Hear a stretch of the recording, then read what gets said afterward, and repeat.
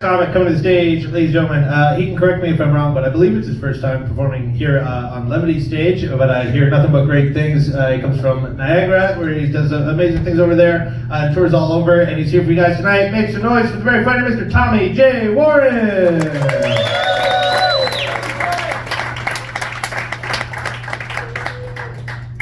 How's everyone doing tonight? Thank you very much for coming out. Appreciate it. Start off by telling you guys a little bit about myself. I'm 50 as well. I got 7 kids. This girl's looking at me like, you found someone to fuck you? Yes. I did. It's not my fault I'm fat. It's because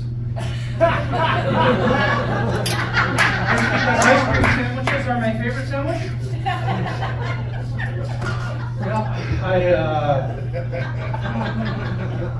Oh yeah, I put the shirt on. Yeah, no, growing up, I knew there was something wrong with me, obviously. For those who didn't see me. So I begged my parents to take me out and get me tested, and it turns out that I had OCD, which was no big surprise, and I'm like, that's all right, I'm just going to outgrow it. And I did. I went from having OCD to obesity. That's why my favorite sandwich is the ice cream sandwich. So, but I did try to do something about my weight. I joined Weight Watchers. You know, surprised. It's not working. I'm still waiting and I'm watching. Yeah.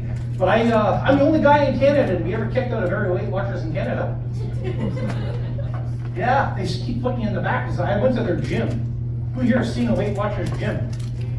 None of you. I know that. Because they're always hidden, like on the 3rd floor, the business section of the malls, behind the Dairy Queen, wherever the Girl Guides set up the cookies. So we were there, and they start you all at the back of the class, where you get to see nothing but wall-to-wall abs and spandex. I've seen reverse camel toe to the point where I am in therapy.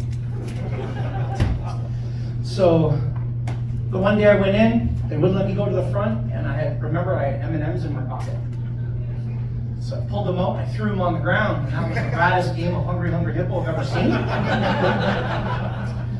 Yeah, so it's not, you know, it just happens. I know I'm not right.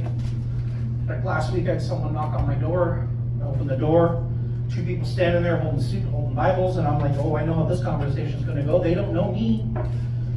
So before I could even say hello, the girl looked at me and said, sir, have you found Jesus? My response was, what, you gotta lose him again?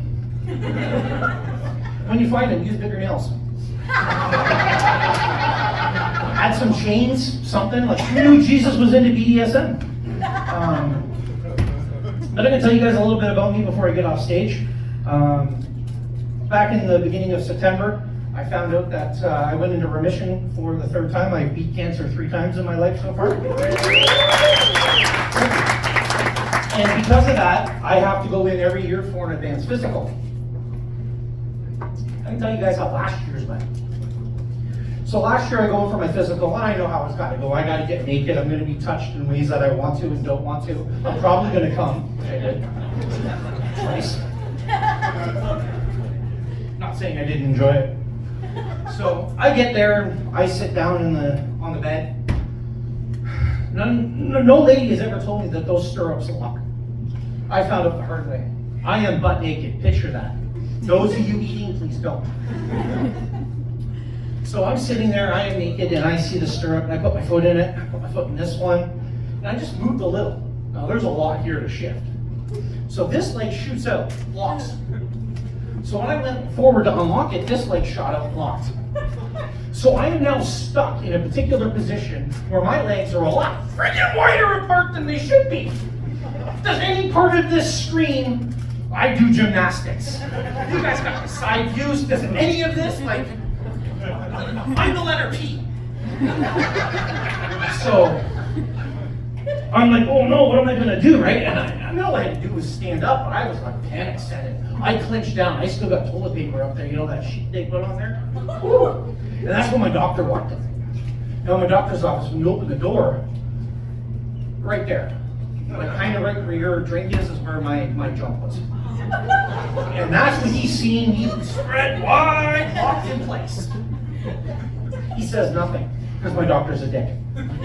He goes and washes his hands. He goes, Tom, we're going to start by doing a hernia test. You guys know how they do that? They grab your balls until you cough. Did you hear the part where he washed his hands? In the coldest fucking water in the universe! Man, what happens when things part of you get cold? Shrinkage, yeah.